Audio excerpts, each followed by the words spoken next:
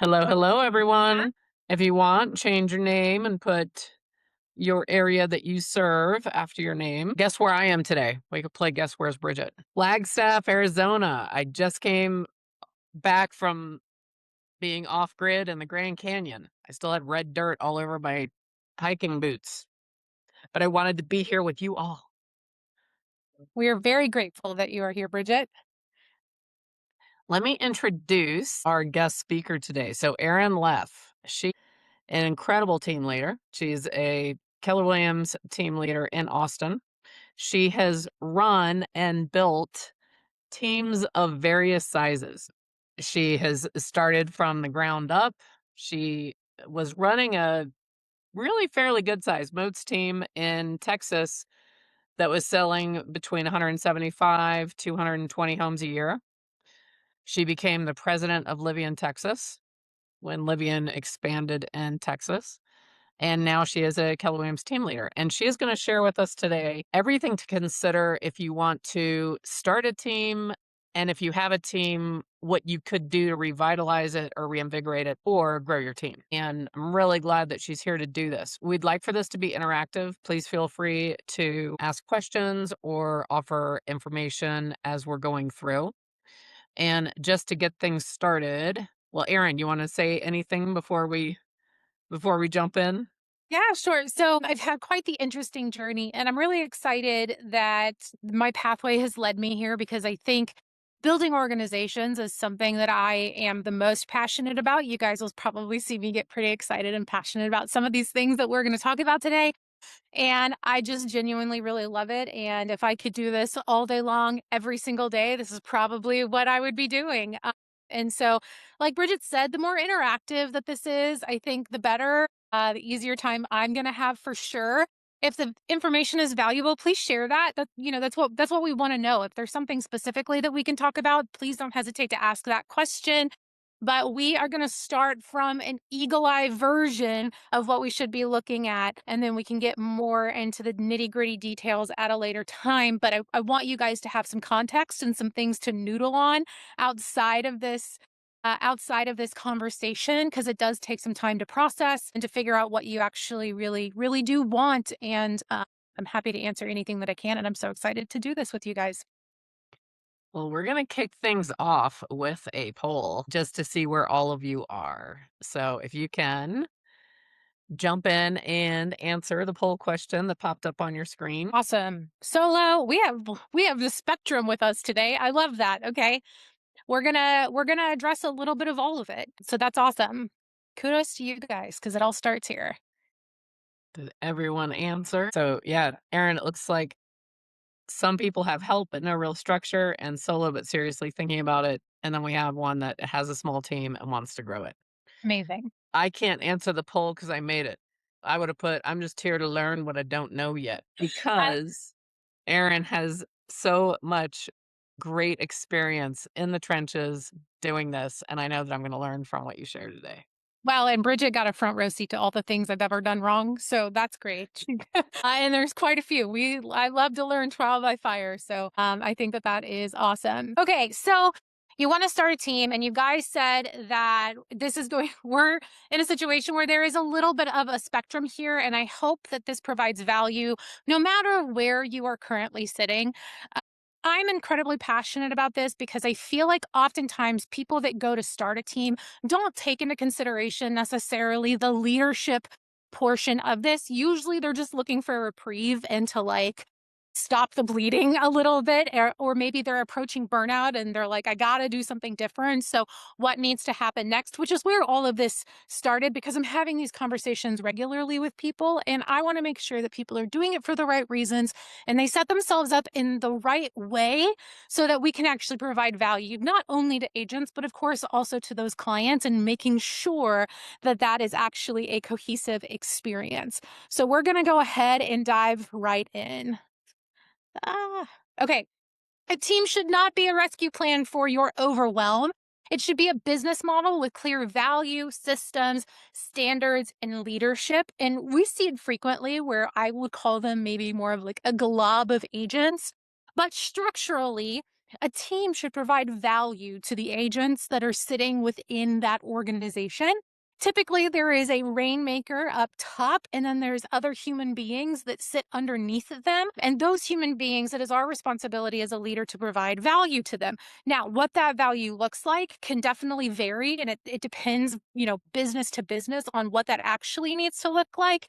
But typically that is the structure that we see, or it could be more of like a business partnership up top, like maybe one or two or three agents up top, and then other human beings underneath them. So to be unclear is to be unkind. When people trust us with their business and the trajectory of their career, it's really important that us as leaders are really clear on who we are, what we provide, what our strengths and weaknesses are. And we'll talk a little bit about that and making sure not only are we honoring our strengths, but also our weaknesses. So I'm a really big fan of taking some time on the front end or early in the team building process to get clear on what that value proposition is.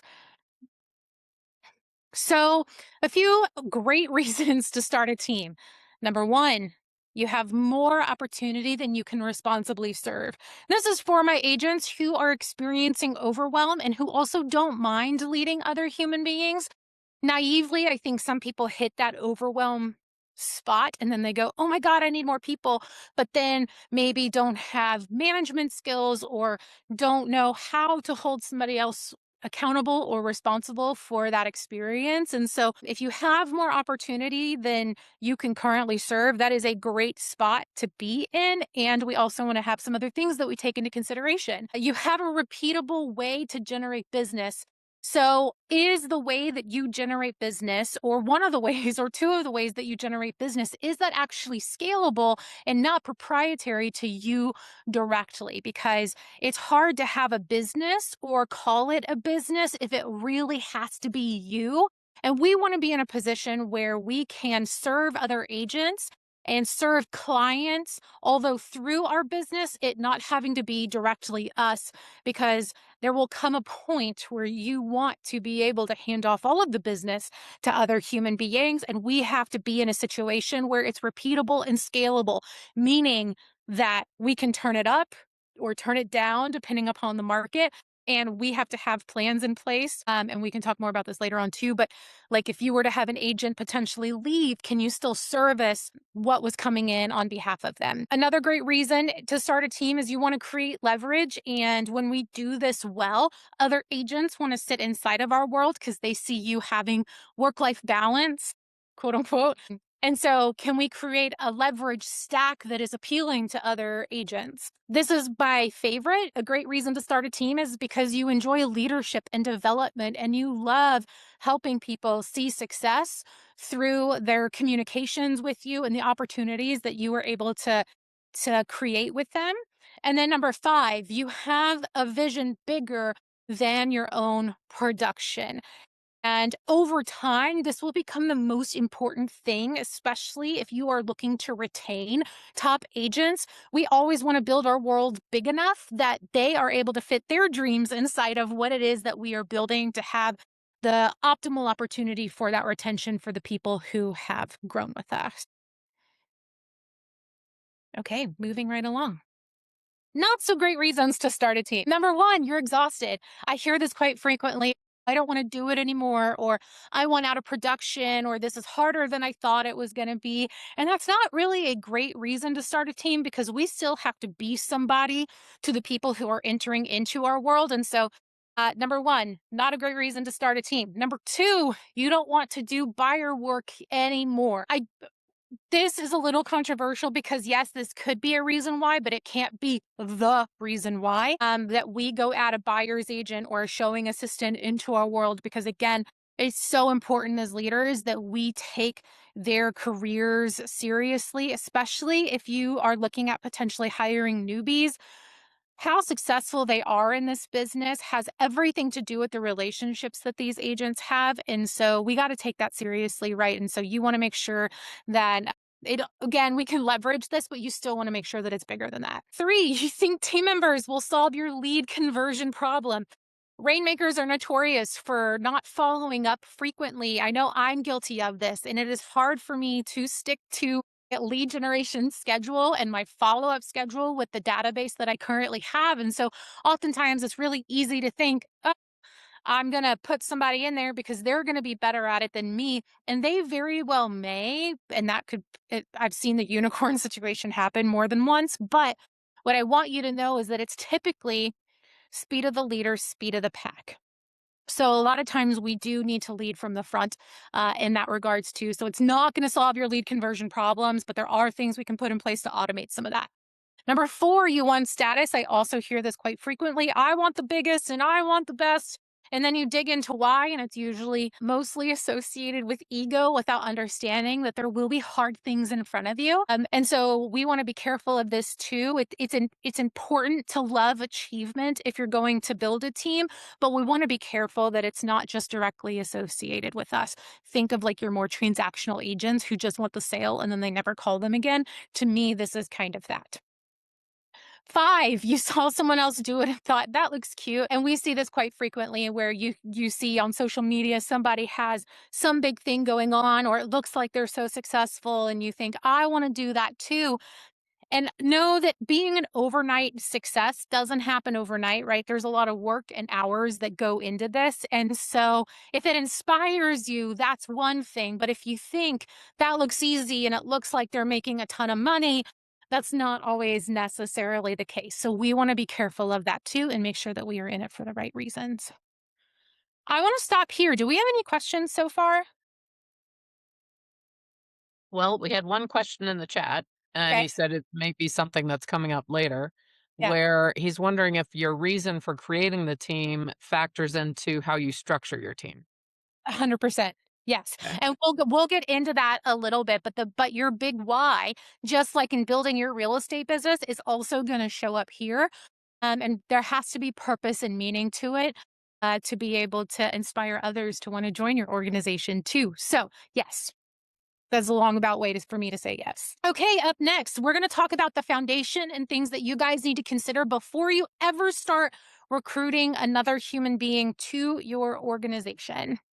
So I want you guys to think about this, and I would love your answers in the chat if you actually know what part of your current business would break first if you added three people tomorrow. And when I say people, I want you to think about producers. Like, what if we added two or three other human beings to your current organization that already had deals in the pipeline?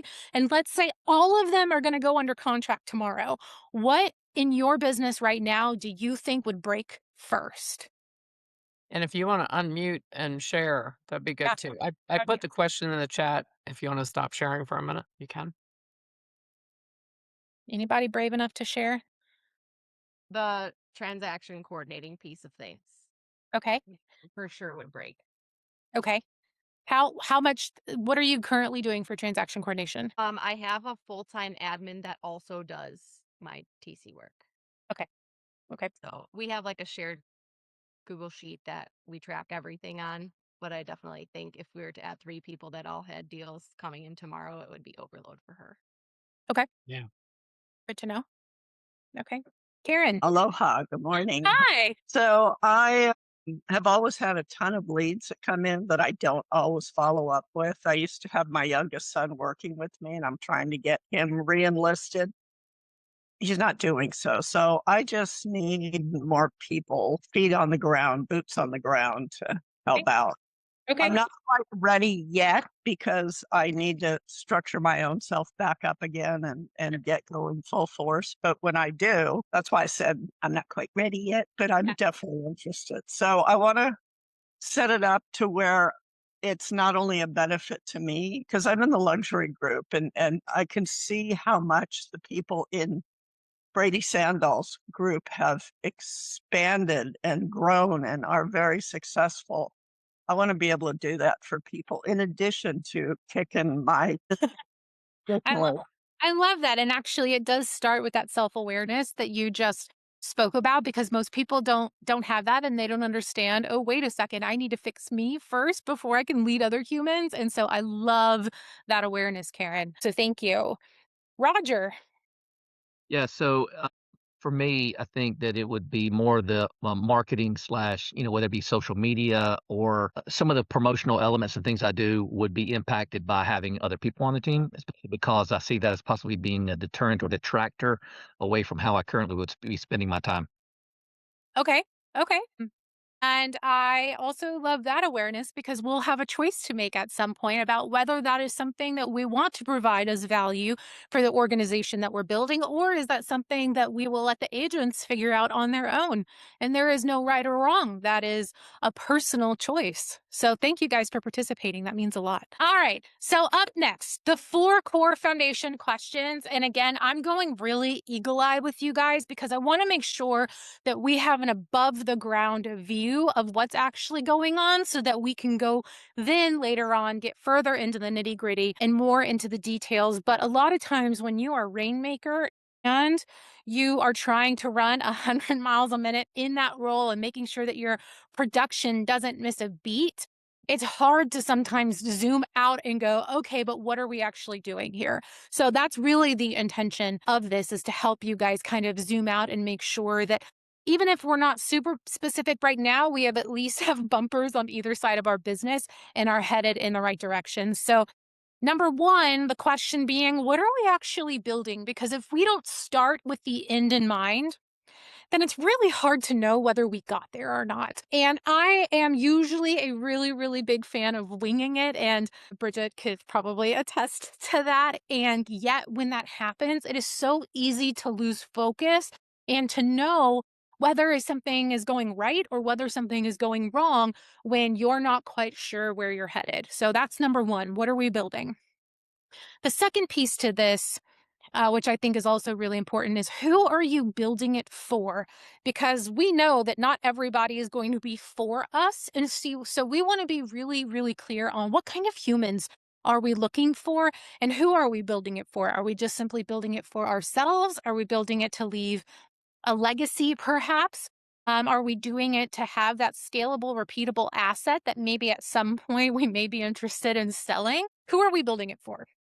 Number three, what problem does your team solve for them? So a lot of times teams, there's a lot of, I'll say, negative narrative around teams and where you have to hire brand new agents. And that's not the case, although I'm a big fan of brand new agents because they don't have any bad habits. But what problem does your team solve for them is incredibly crucial, because if you can come in and tell your story well, and give them real leverage that makes their lives easier, producing agents will absolutely join you and be grateful to join you because you are making their lives better. They get more of a work-life balance with some of the details taken off of your plate. And so we want to get really clear from the beginning, what problem does my team solve for those agents that are out there, and how are they better by being in business with me versus them doing it on their own? What do you provide that they could not easily go get on their own? What scales of econ words are hard. What economies of scale are there by being a part of your organization that would be more challenging, more expensive, or maybe it's even that it's culture forward and there's a real community around your organization. But those are the four core foundation questions that I want you to ask yourself and give yourself some white space on. Don't answer. Hi, D's in the room. Don't answer it immediately. Give yourself some white space to really think deeply about it so that when you make that decision, we know where we're headed. Ah, okay. Up next, what kind of team are we building? Are we a lead generation based team? Are we a training and development team? Are you a brand and community based team? Are you an admin leverage team? Are we an expansion geographic model? Are you more of a partnership model team? There's a bunch of different kinds of teams to consider. Maybe you're a hybrid of a few of these, but what's really our focus? And let me give you an example. My team, I have a personal team currently. I also led several very large organizations previously, and I was in an interesting position where I got to consult some of the top teams nationwide as I was a part of an organization called Libyan. And so I had this ability to see into everybody's businesses and to understand what was their model like, what kind of leverage stack did they have, what kind of tech stack did they have, what was working, what was costing them money, where were they losing their behind on some things, what contracts couldn't they get out of when the market shifted. There's a lot to consider as you guys go into this, but what I want you to know is that in building your organization, you should choose the one that feels the most authentic to you. Choose the one that you are already doing and or have significant interest in. So I love branding, I love marketing. I find a lot of fun in that. It is more of like a creative thing for me. I love creating content and stories and coming up with stuff in that way. And so you'll see my current team is very much branded around community and impact and what we are able to do together. And so that's the route that I chose. There are definitely some people who choose more of the lead gen based model where maybe they have an entire ISA team or they have a contacts expectation for everybody that joins their team. And so as you can see, there's a bunch of different ways to do this. And again, the first one you land on might not be ultimately where you're headed. However, it is important to make a choice so that you don't feel muddy in the waters when you go to create your value proposition. We had a question about value Sure. proposition. Yeah. Team value proposition, value to team owner, and the value to the team members. Correct. Okay. Yep. Yeah. And it's important to consider a cohesive experience for your clients. And because that's one of the hardest parts is making sure that if you have an agent that joins your team, what is that cohesive experience that everybody gives to their clients, and what are the pieces of that that you could control? What are the expectations that you have of that agent? And how do we know that we landed it, right? Is it a five-star review? Is it a direct communication with that particular client? And in that same vein, as a leader, what is my value proposition to my agents? And what am I breaking down for them? And what are the reasons that they would be a part of my organization, and making sure that I'm also providing value there. And most importantly, y'all, telling your story over and over and over, and not only the value to your clients, but also to your agents. Yeah. So it's hard to go very far with a team without getting incredibly clear about your mission, vision, and values. And here's a pro tip for you guys. Whatever you choose during this portion, as you guys develop this, make sure that it goes beyond just you and your business. I want to go back to what I said earlier about your world has to be big enough to fit talent inside of, right? If there's people and human beings that we would like to keep inside of our organization, can they live, dream, and build inside of your world as it stands currently? And so making sure that we make choices about those mission, vision, and values that we're about to go through, making sure that you make choices around, is that big enough for them to dream inside of? And could this MVV carry them through the next 5 years of their career? Uh, is really, really important. And oftentimes, when people go to join a team, they join a team because they want to be a part of something that's bigger than themselves, right? So, really, what are we after and what are we chasing? So, I wanted to give you guys an example of a mission statement. Our team exists to help blank achieve blank through blank. And my mission statement is cohesive with clients and agents, so it doesn't really matter on that front. And I have seen teams break this down where they've got a mission for the agents and then they've got a mission for the clients, and that's totally up to you as long as we know where we're going, is my advice. Same thing with vision. In 3 to 5 years, we want to be known for blank. What is the thing that you and all of your people can rally around and with where you're headed in the next 3 to 5 years? And why would somebody back that with you? But I will tell you that humans love a goal. We love achievement. We love to be chasing something. And so that's really what this is about. How are we actually better together? Can I interrupt for a minute, Erin? So these two statements with the blanks really simplifies down mission and vision in a way that is tangible. So, and I know some of you on here have teams of different sizes and some of you are thinking about it. If you can just simplify down and even refresh your current mission and vision into this type of format, it's going to simplify things. And if you are a solo agent and you decide you want to stay solo, do this for yourself. I just wanted to add that, Erin. Like, be Yeah. able to answer that for yourself as well. Yeah. And this stuff actually it does come up even in my listing presentations and stuff. There's a lot of times where our clients want to know that it's more to us than just selling the house. And they also want a mission and a vision to get behind. And so when we can tell our story and we can tell our big why with clarity, it is so, so, so powerful. And then last but not least, what are your values? What do you believe in? We believe blank, so we do blank. And it doesn't have to be this simplistic. I'm just giving you guys some examples to make it easy. But what do you believe in? And if you're building your business around a belief, it's going to be so much easier, not just to collect clients, but also agents that believe the same things that we believe.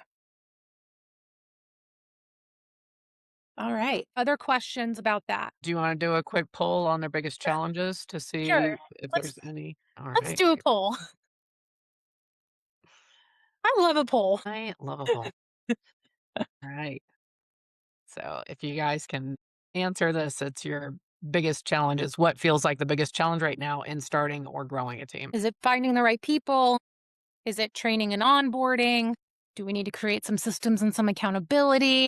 Letting go of control is a good one. I actually do see that frequently. And then knowing when I'm actually ready. And I actually think the ready thing is if you're in it for the right reasons. If you're in it for the right reasons, then it's time to start. Because Rome definitely wasn't built in a day, and there are absolutely some things to get figured out. All right. Thanks for participating, guys.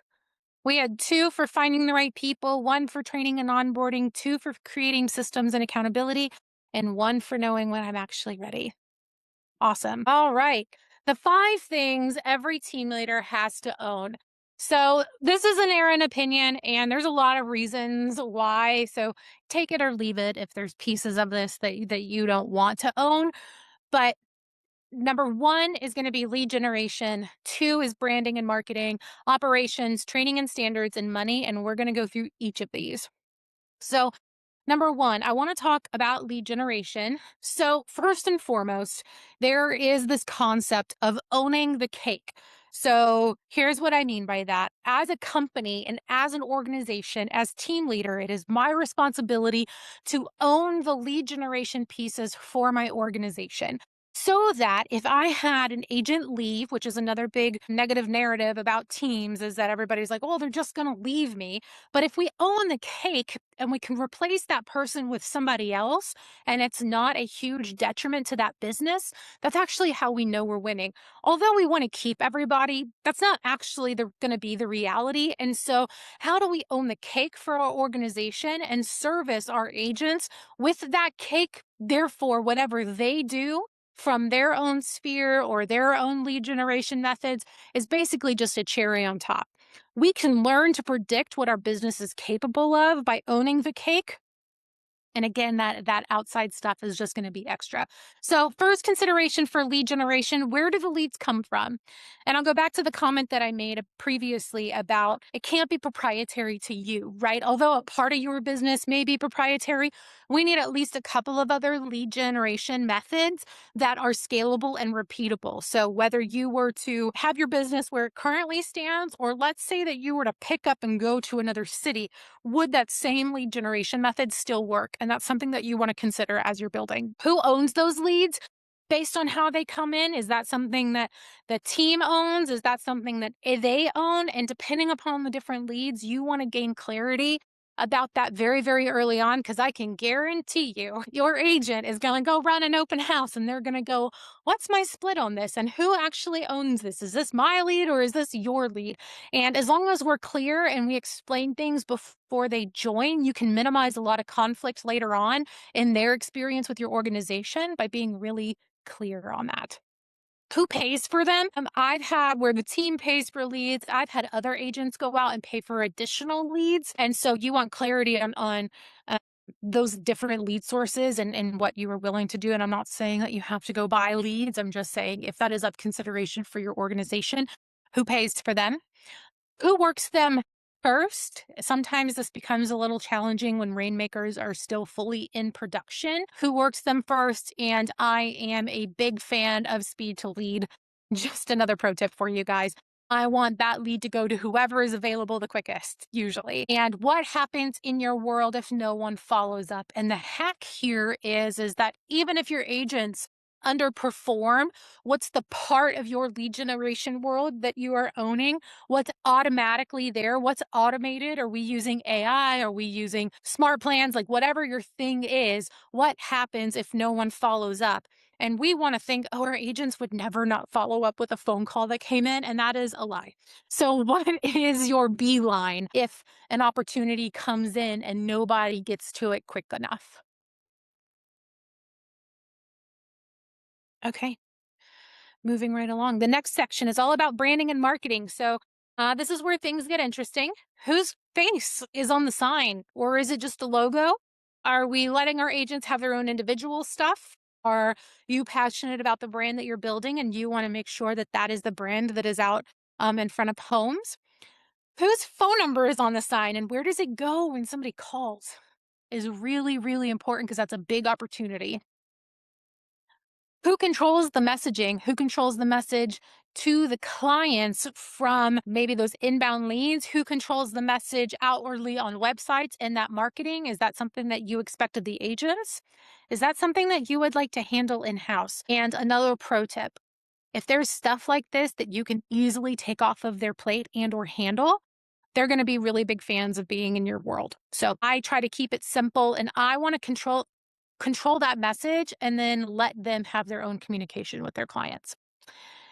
Is the team brand bigger than the team leader's personal brand? This is also pretty crucial. So, again, we talked about can somebody fit inside of your world? Like, let me give you an example. Is there space inside of your team for somebody to come in and be more successful than you? Do you have the systems and the processes in place for somebody to come in and directly compete with you and give you a little bit of run for your money? And that's how you know that you're winning is that it doesn't have to be all about you. At the very beginning, it probably will be, to be honest. And is there space for that next person in line or that next person who's incredibly talented to play ball with you?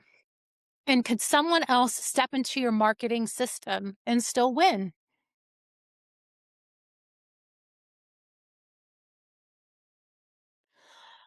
Operations. And this is a fun one because we really start to get into the weeds here because of how everybody operates so differently.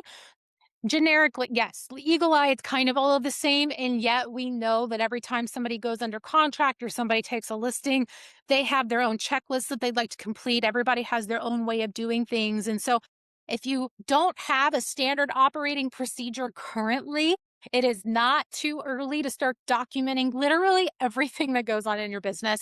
And again, as rainmakers, I understand this is the hardest part for us. Don't be afraid to use AI to help you, but also make sure that your magic sauce is in there when it comes to what is your white glove experience that you're delivering and what is that expectation.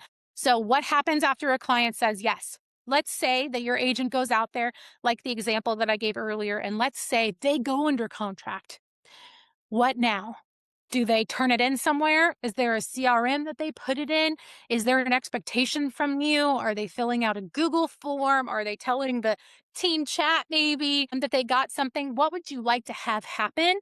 Number one, functionally, but number two, recognition wise, and just cheering, having their teammates cheer them on. Operationally, who does what? I know a lot of times, I know earlier you mentioned that you have your admin is the same person as your TC. So that makes things really clean, right? They would turn in that contract to that one person, but there's going to come a moment when that person breaks. So those are probably divided, right? I know I personally have it divided between listing manager and transaction coordinator. They take a listing. That listing goes to the listing manager. If they get it under contract, that goes directly to the transaction coordinator. And that division works well because when people have their own lane that is specific to them, you can actually get more out of those operations people without feeling like they're breaking, which is also important as you go to scale. what is documented? So, what do you already have written down versus what you would like to be written down, and expectations of the other agents that are on your team? What is repeatable and what needs to be built for a cohesive experience?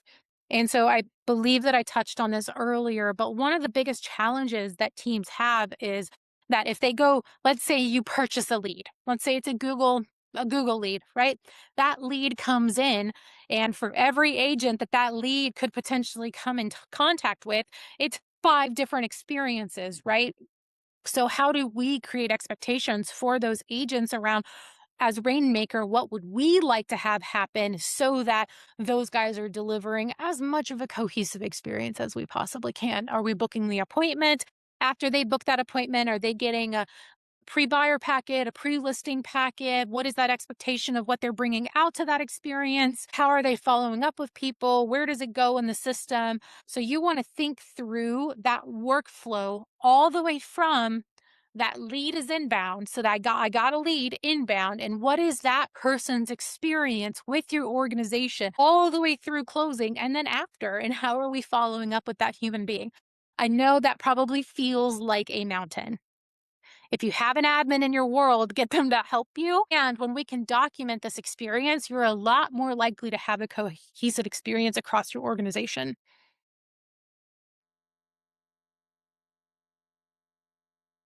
Training and standards. How do people learn your way? So we all have expectations that we probably don't communicate at least well a lot of times when it comes to rainmakers. And so how do people learn your way?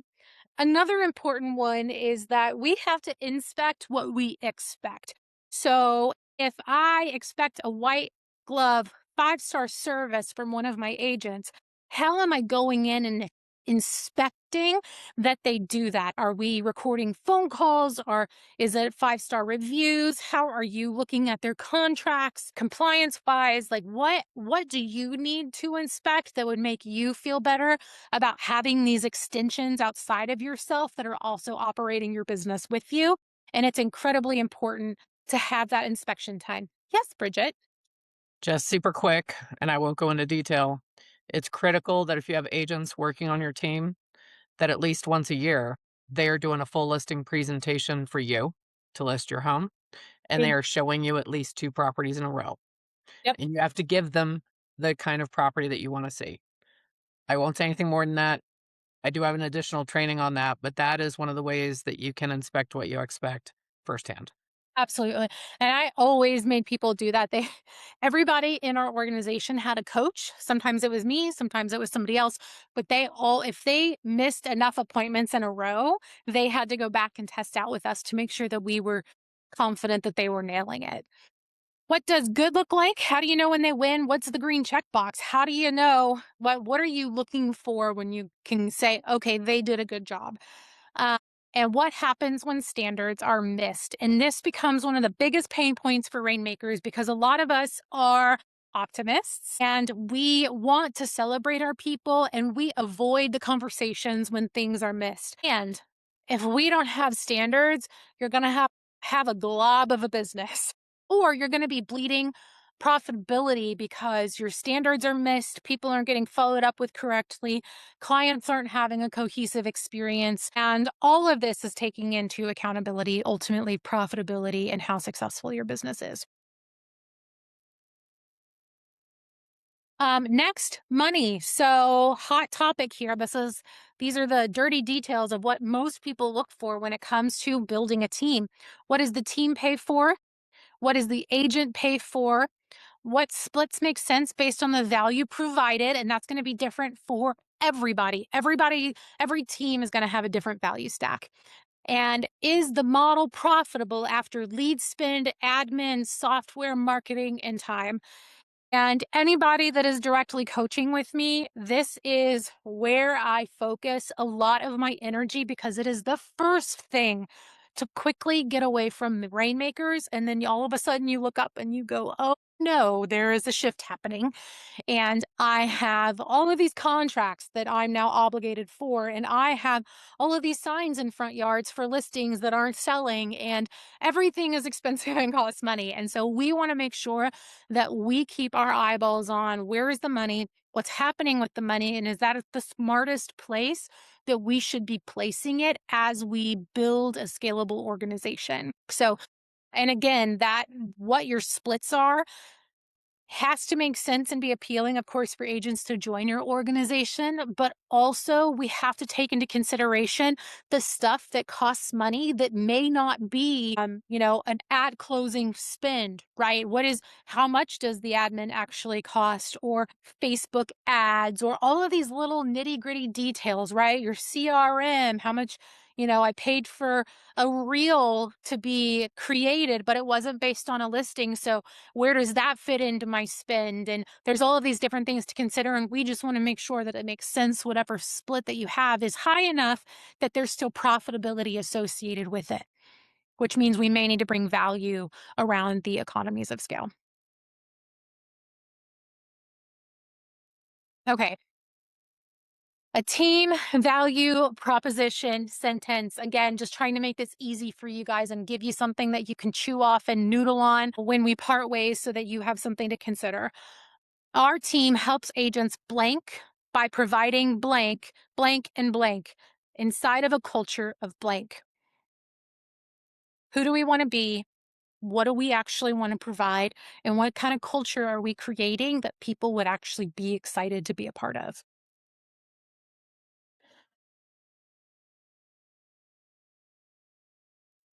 What opportunity do we provide? What support do we provide? What systems do we provide? What standards do we hold? And what kind of agent is this actually right for? I think, during, let's call it the big boom, right? In 2020 and 2021, there was many teams who were casting a really, really wide net, and they would literally take on everybody. And while that method does technically work, where most people went wrong is that they weren't quick to fire the people who weren't right for them. So, as easy as somebody gets onto our team, how do we know when somebody needs to get off of our team? And I think that that's an even bigger question. And I am a big fan of covering that with agents from the very get go. Here's the kind of agent that's right for me.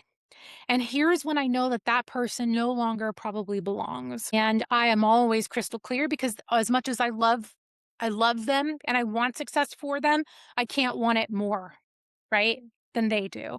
So what does that look like, and what does that potential exit look like is also important to take into consideration. Your team value proposition is not what you say in recruiting. It is what your agents actually experience after they join. So I hear this oftentimes from agents that are exiting teams. I was promised a bunch of things. How many of us have been there?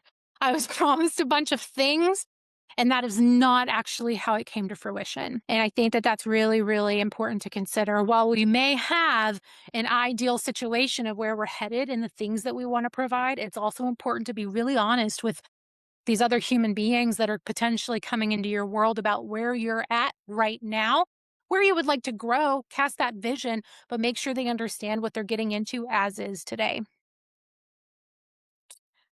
And then who should not join your team? Who would struggle in your environment?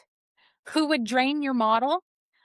Who would need more than you are prepared to give? And this is a big one. When we love people fiercely, we oftentimes bring people on who bleed us. And I want you guys to consider who would need you more than you are prepared to give.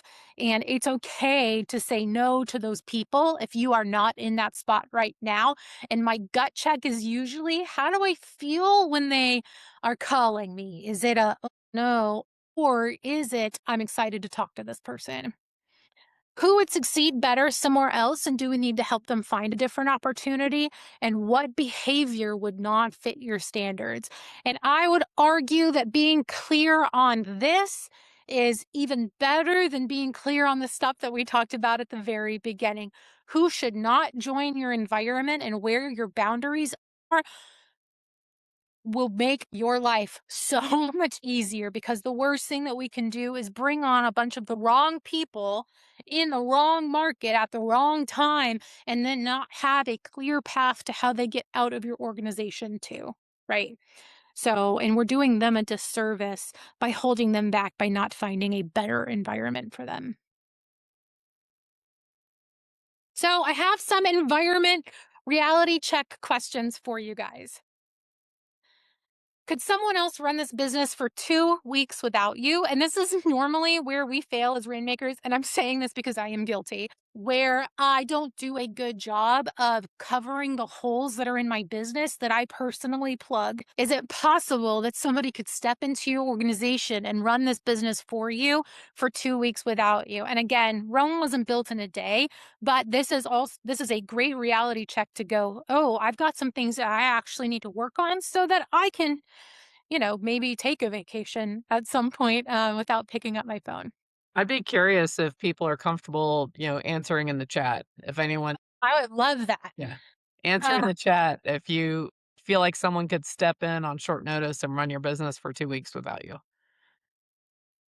and that game becomes, are we documented enough to for that to actually be possible, or do we have good training material on how we would actually like it run? Second, environment reality check. Could a new agent plug into your world and know what to do?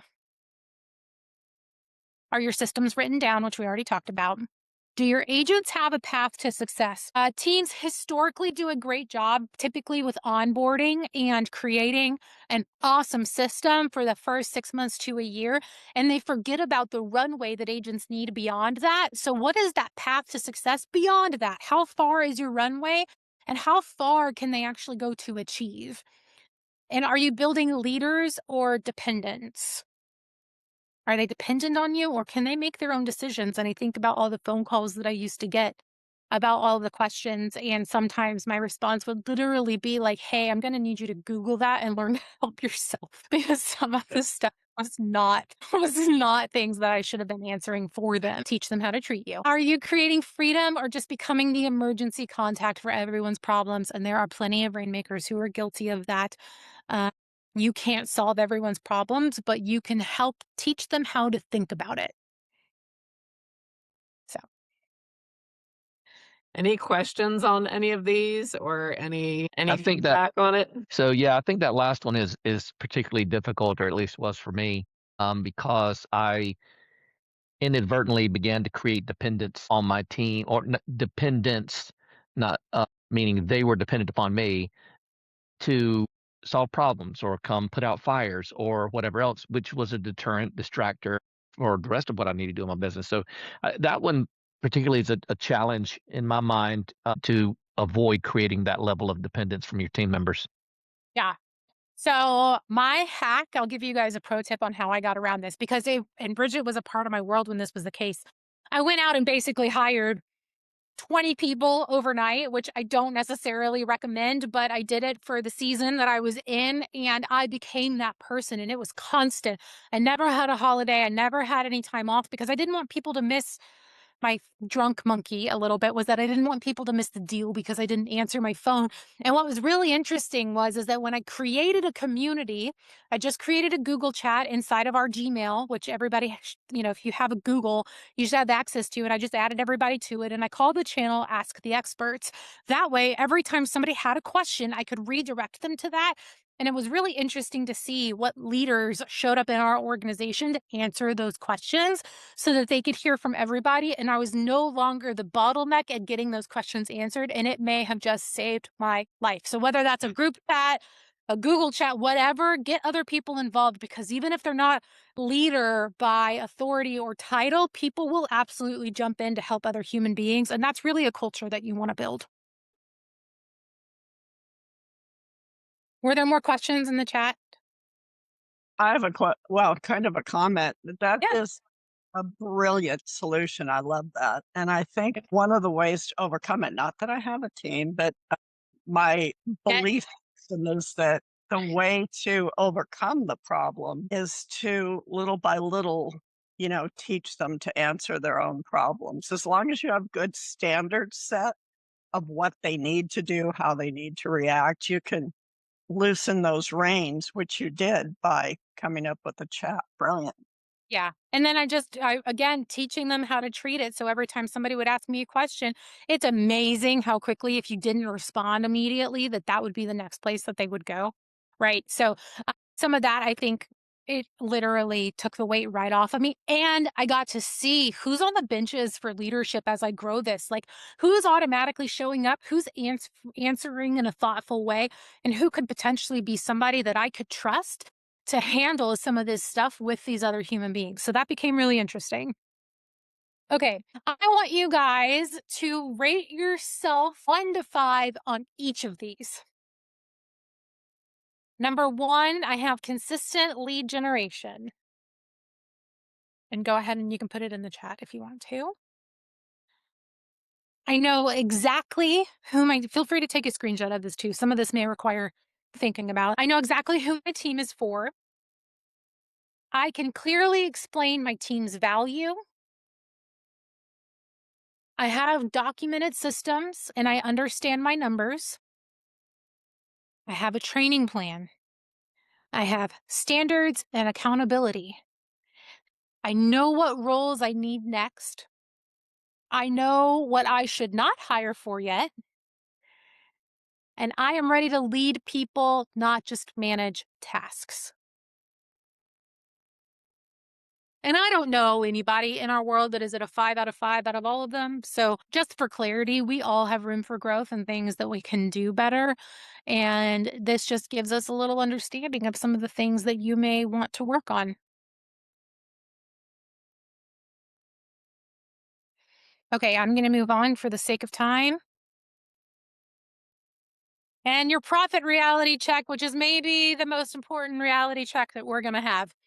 What does it cost to support one agent? And again, don't be afraid to include those soft things that are maybe not like a per deal cost, but cost you money at the end of the month. What does it cost to generate one closing? And we do need to be tracking that regularly. How long can you carry someone before they become productive? And do you have a cutoff? Do you know when you go, hey, we tried, but this isn't the place for you? What are you paying for that no one is using? Which is a tough one. We pay for lots of things a lot of times that are value that our people do not actually believe is value to them. And what support are you providing that is not reflected in the split? Sometimes we go above and beyond and don't even realize it. Did I see another hand raise?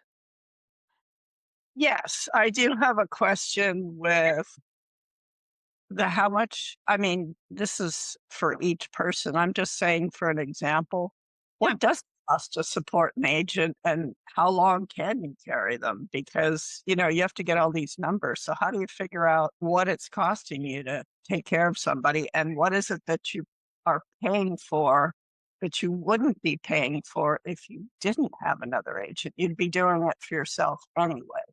Right. So, and that's why tracking your expenses is one of the most important places to start as you get into starting a team.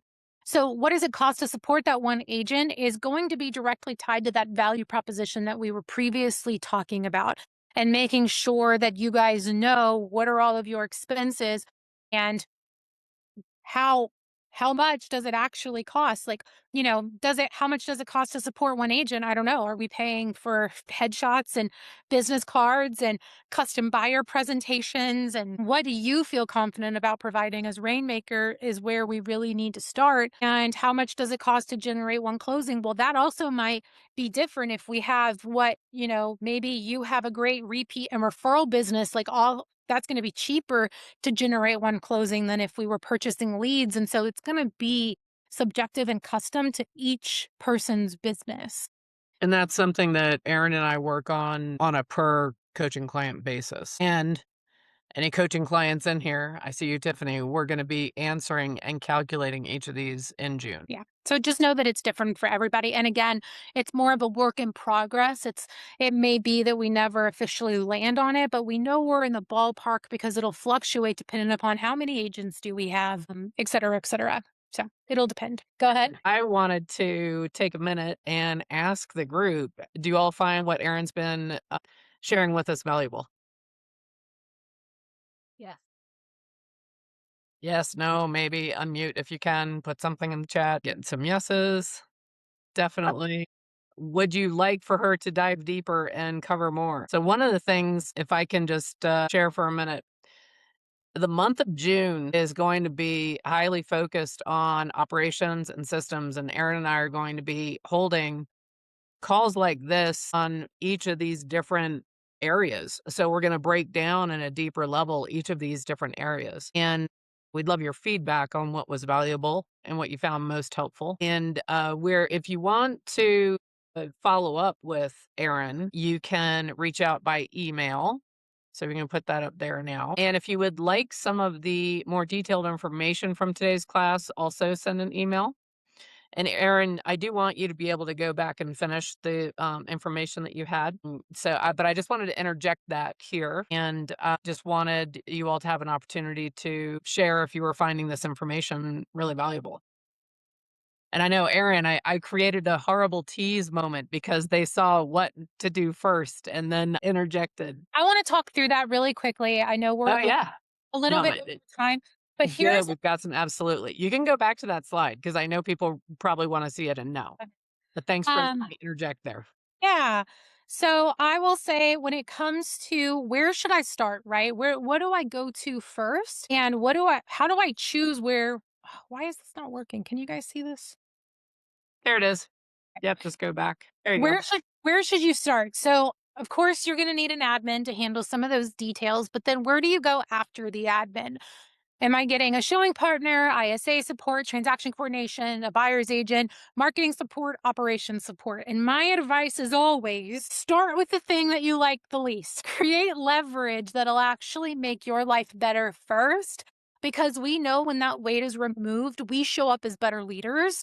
And so I think that that's actually a priority. And again, that's going to be a little different for everybody. I know for me, it would absolutely be transaction coordination. Please don't leave me in the details.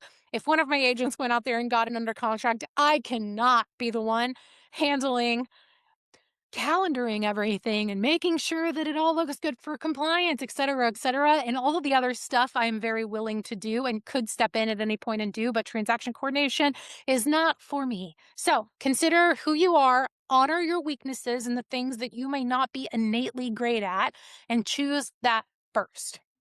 And then last but not least, your team should not be built around your burnout.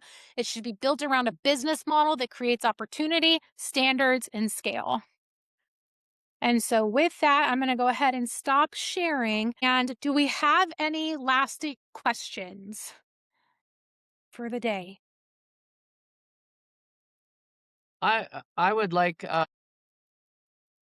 if people could share something they're taking away from our time together That would be awesome. too, or questions. I loved it. This is all the questions that I've always needed to know, and they're all very logically asked. And I thank you for that because I do want to start a team. And now I know the homework that I need to do first before I get there. So thank you. I'd love to get all those questions if we could get a copy of your spot.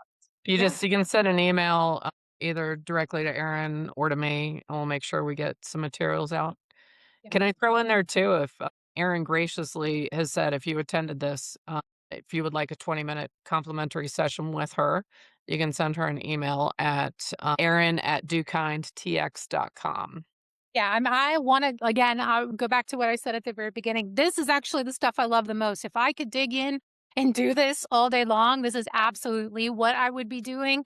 And so if you want one-on-one time to just dig into everything that you're experiencing and chat through some challenges, I would love the opportunity to do that. Because again, this stuff was eagle eye. This is stuff to think about and really like consider. And you're right, it's going to require a little bit of homework, but also I'm happy to get further into the details if needed to help you make some decisions on what to do next. Thank you guys for being here. This was awesome.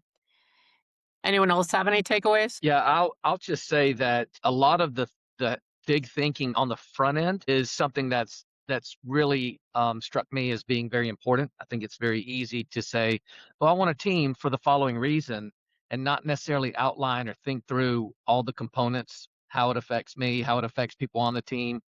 the mission, what are we going to accomplish? All of those are really important things to consider that I don't think a lot of people consider on the front end before you ever get started. Yeah. I 100. agree. I think the interview process is priceless with the agents so that you can see what their goals are, ask a lot of questions so you can reach there. I think the thing you have to do first, like Roger brought out, is you have to interview yourself so that you get Absolutely. these questions answered. Because if you don't have a resounding why and a resounding game plan, a resounding standards and set systems, you're Yeah. gonna be screwed from the outset. So I think that was brilliant, Roger. Thank you. You got and your questions were priceless. They're all the questions that you need to ask. Thank you. Yeah, you're so welcome. And even worse, what I don't want is anybody to miss opportunity with somebody who's actually talent, because talent's going to come in and challenge you guys, and that's just the truth, right? There, you say you have a standard, well, you better be following that standard. And so I totally agree with you guys. Yeah, yeah. Well, thank Let's you all guys for give being here. Erin some massive thanks for sharing with us today. And like I said, keep your eye out for the month of June because that we're going to really hone in on operations systems, talent, and everything she went over today in greater detail in June. Absolutely. All Thank right. you guys. Thanks, guys.